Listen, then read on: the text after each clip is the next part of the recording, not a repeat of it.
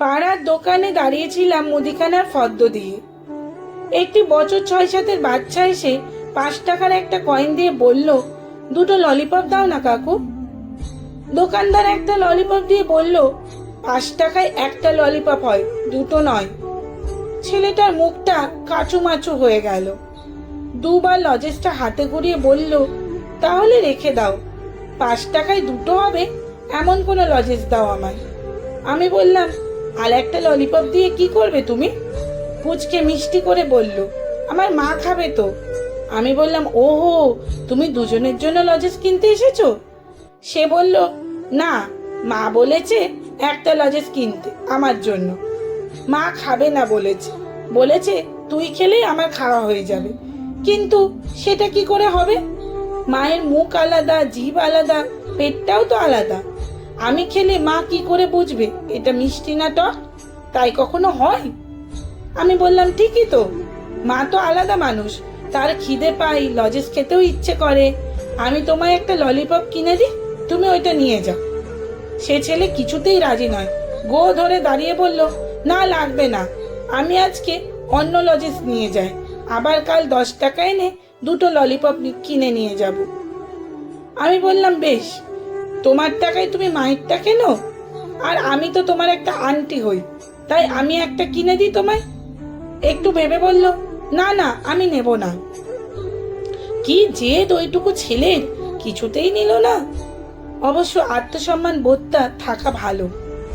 দুটো অরেঞ্জ লজেস নিয়ে লাফাতে লাফাতে চলল পুচকে। আমি ওটুকু ছেলের আদো আদো ভাবনার দর্শন দেখে থমকে গেলাম।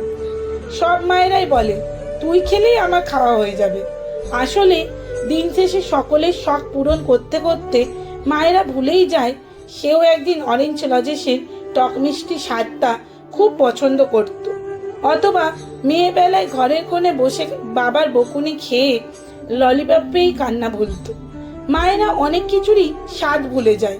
কষা মাংস মায়েরা খুন্তি করে তুলে ফু দিয়ে স্বামী সন্তানকে দিলেও কখনো নিজের খাওয়া হয়ে ওঠে না।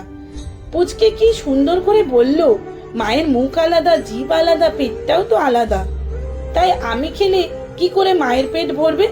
কত কম বয়সে মাকে আলাদা করে সম্মান করার কথাটা বুঝে গেছে। ওর মা হয়তো বলবে, তুই এখন একটা খা, বিকেলে আর একটা লজেস খাস। কিন্তু জোর করে মুখে ঢুকিয়ে দেবার পর এই টক মিষ্টি অরেঞ্জ লজেন্সের স্বাদের সঙ্গে সন্তানের গভীর ভালোবাসার স্বাদ মিশে গিয়ে অমৃতকেও হার মানাবে। আমি নিশ্চিত, গোটা সংসারের দায়িত্ব যার ওপরে, তার এটুকু সম্মান, এটুকু আদর বোধহয় প্রাপ্য। কলমে অর্পিতা সরকার, পাঠে অঞ্জলি ঘোষ।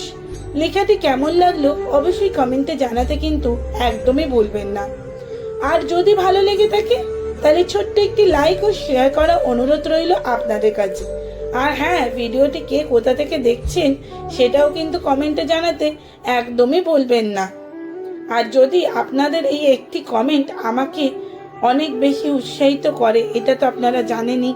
তো ধন্যবাদ, সবাই খুব ভালো থাকবেন।